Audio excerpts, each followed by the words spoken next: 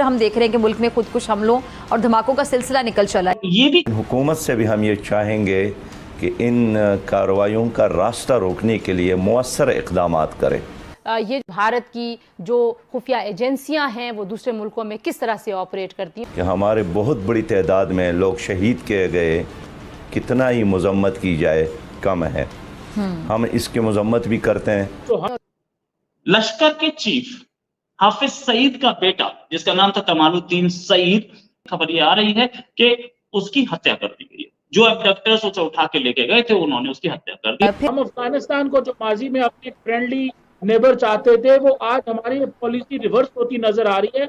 Circumstances ऐसा पैदा हो गया। खबर आ रही है कि जो अबडक्टर्स लेके गए थे उन्होंने उसको बहुत टॉर्चर करके उसकी हत्या की। लेकिन अपनी मिलिट्री डिप्लोमेसी और बाकी जो डिप्लोमेसी है उस सारे जो हथकंडे हैं वो इस्तेमाल हम कर चुके हैं उनके साथ, लेकिन वो समझने को तैयार नहीं है। और जो सारा का सारा सिलसिला है, कुर्म एजेंसी में भी हमें एक ऐसे ही हमले की इतलात मिली। तो आज का दिन पाकिस्तान के लिए इस तरह से भी अलार्मिंग दिन है कि जब हम पाकिस्तान के अंदर इंतशार फैलाने वालों के खिलाफ कार्रवाइयां होते हुए देख रहे हैं, पाकिस्तान के बाहर के दुश्मन हमें बहुत मुतहरक नजर आते हैं। हाफिज सईद के जो फैमिली के 36 लोग आतंकवाद में हैं, ये भी एक और बेटा तलहा वो भी है। दूसरी जानिब सिक्योरिटी फोर्सेस ने भी अफगानिस्तान से दरअंदाजी कोशिश को नाकाम बनाया, जिसमें पाक फौज के जवानों ने जाम शहादत नोश की।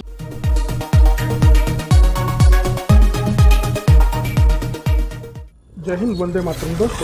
दोस्तों विजय भारत चैनल में आपका स्वागत है। दोस्तों हम आपके लिए लेके आते हैं पाक मीडिया की लेटेस्ट खबरें। लश्कर के चीफ हाफिज सईद का बेटा जिसका नाम था कमालुद्दीन सईद, उसकी अब कुछ पता लगना शुरू हुआ है। खबर ये आ रही है, हालांकि ये खबर कंफर्म नहीं है, खबर ये आ रही है कि उसकी हत्या कर दी गई है। जो अबडक्टर्स उसे उठा के लेके गए थे उन्होंने उसकी हत्या कर दी। और ये भी खबर आ रही है कि जो अबडक्टर्स लेके गए थे उन्होंने उसको बहुत टॉर्चर करके उसकी हत्या की। उसकी लाश जबा वैली में मिली, केपीके में। हालांकि मैं किसी भी तरीके के वायलेंस के खिलाफ हूं, लेकिन यहाँ पर कुछ ज्यादा सीरियस हो गया मामला। एक आदमी की, खैर आतंकवादी था, नो डाउट अबाउट इट। इसके हाफिज सईद के जो फैमिली के 36 लोग आतंकवाद में हैं, ये भी एक और बेटा तलहा वो भी है। अच्छा, इस कमालुद्दीन को कोई आदमी मानने के लिए तैयार नहीं है कि ये हाफिज सईद का बेटा था। कमालुद्दीन के लिए सब इनकार कर रहे हैं। पाकिस्तान के चैनल सारे बोल रहे हैं कि हाफिज सईद को कोई बेटा ही नहीं कमालुद्दीन नाम का। उनसे एक चीज और पूछना कि मैंने भी पूछा कि क्या कोई बेटी भी हाफिज सईद की? नाम मैं कल के शो में बता चुका हूं, वो नहीं जानते होंगे। खैर, इसमें इससे आगे और चलते हैं कि ये इसमें अभी तक सवालिया निशान कितने हैं। ये काम करवाया किसने? मेरे अपने अभी पिछले वीडियो में, उस वीडियो में मैंने ये साफ बताया था कि ये काम कौन करवा सकता है। इंडिया ने नहीं करवाया, ये गारंटी दूंगा। इंडिया सीधे मर्डर करवाता। उसको उठा के इंडिया लाने का कोई तरीका नहीं था अपने हाथ में। हम उसको उठा के फिरौती नहीं मांगना चाहते थे, और उठा के मारना ही हमारा मकसद था, तो सीधे क्यों नहीं मारा? ये टीटीपी का स्टाइल लग रहा है, क्योंकि टीटीपी उस एरिया में एक्टिव है। हालांकि बीएलए भी ये काम करती है, बलूच लिबरेशन आर्मी, जो कि फ्रीडम फाइटर्स हैं बलूचिस्तान के, वो भी ये काम करते हैं। लेकिन ये काम टीटीपी का ज्यादा क्यों लग रहा है? क्योंकि ये टीटीपी के स्ट्रॉन्ग होल्ड से काम हुआ है, और जहां पर ये मिली है लाश, उस एरिया को तो बिल्कुल टीटीपी का स्ट्रॉन्ग होल्ड बोलते हैं, जपा वैली जो है। अच्छा, केपीके भी स्ट्रॉन्ग होल्ड है। अच्छा, अब बात ये कि ये अबडक्शन के पीछे गेम क्या था? ये बात भी मैंने आपको पहले बताई थी कि नो डाउट कि वो दबदबा बना रहा था केपीके में अपना, और वो इनरोड्स बना रहा था, इसलिए मार दिया गया। इसमें एक शक और एक चीज और शक पैदा करती है, वो ये कि आईएसआई ने इसकी जो लास्ट राइट से सीक्रेटली परफॉर्म कर दी। सीक्रेटली क्यों परफॉर्म कर दिया? भाई ला सकते थे, किसी ने मार दिया, मर गया, ठीक है। क्योंकि ये खबर लीक हो गई थी कि बेटा अबडक्ट हो गया, वो भी पेशावर से। इंडिया में खबर लीक हो गई थी, सारी दुनिया में थी खबर, हर वेबसाइट पे थी। तो वो ये दिखाना नहीं चाहते थे कि उसका बेटा मारा गया। अब वो कहीं पे बोल देंगे बेटा मर गया एक्सीडेंट में, तो आईएसआई ने सीक्रेटली उसके कहानी क्लियर कर दी।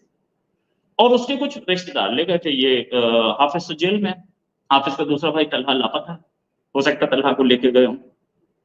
सीक्रेटली परफॉर्म कर दी और खत्म कर दी कहानी। सीक्रेटली क्यों परफॉर्म किए ये भी अभी तक पता नहीं है, और क्या इसके पीछे गेम था ये भी नहीं पता है। लेकिन खबरें और भी बहुत सारी हैं। खबरें और भी बहुत सारी हैं जिस पर मुझे बात करनी है आपसे। 52 लोग मारे गए थे आज सुबह मस्तुंग में जो आत्मघाती हमला हुआ था, जिसमें डीएसपी सिटी नवाज मारे गए थे, नवाज घिसकोरी, और सब इस पर अफसोस तो जता रहे हैं, लेकिन इनके कर्म अच्छे होते तो ये दिन ही नहीं आता। आपने ये सिखाया नहीं होता, सबको सिखाया होता कि पढ़ो लिखो, इंजीनियर बनो, डॉक्टर बनो, तो ये हमला होता ही नहीं ना। ये आपके नवाज घिसकोरी या इससे पहले 50 नवाज घिसकोरी धन्यवाद हो चुके, वो जिंदा होते, उनके बच्चे पढ़ रहे होते और उनके बच्चों के बच्चे पढ़ रहे होते, और वो क्या बोलते हैं, कर रहे होते कुछ देश की सेवा। लेकिन कुछ ऐसे लोग जो आपने मदरसे में पढ़ाए थे, उन्होंने देश की दूसरे तरीके से सेवा की, पॉपुलेशन कम करने की कोशिश कर रहे हो वो आपकी। आज पूरे दिन में 60 से ऊपर लोग मारे जा चुके हैं। अभी 2 और हमले मैं बताऊंगा। आज खूनी दिन था पाकिस्तान के लिए। एक हमला ये मस्तुंग में, एक हमला और हुआ खांगू में। इसके लिए भी बहुत डीपली सैडेंड ये सारी सेंटेंस लिखे उन्होंने, शहबाज शरीफ ने। अरे तुम ही लोग तो प्राइम मिनिस्टर रहे हो, रोक सकते थे ना इसको, बोल देते आज से आतंकवाद बंद। लेकिन पैसा आ रहा था, ऑपरेशन होते हैं वहां लंदन में मकान खरीदे जाते हैं। कैसे होते हैं? इसी पैसे से करते हो ना गुंडागर्दी सारी। इसी पैसे से तुम लंदन में बैठे हैं, तुम्हारे बड़े भाई इतने साल से कहां से आया पैसा सारा? बैठे यहाँ पे कुर्सी पे बैठ के कश्मीर दिखाया और लोगों को भड़काया, वोट ली, कश्मीर वोट, आप कुर्सी पे बैठे रहे। लेकिन अभी इश्क के इम्तिहान और भी हैं। मुल्क में दहशतगर्दी एक बार फिर से सर उठा रही है और आज मस्तूंग और हंगू में होने वाले दहशतगर्दी के अफसोसनाक वाकयात में कई अफराद जिंदगी से महरूम हो गए और दूसरी जानिब सिक्योरिटी फोर्सेस ने भी अफगानिस्तान से दरअंदाजी कोशिश को नाकाम बनाया, जिसमें पाक फौज के जवानों ने जाम शहादत नोश किया।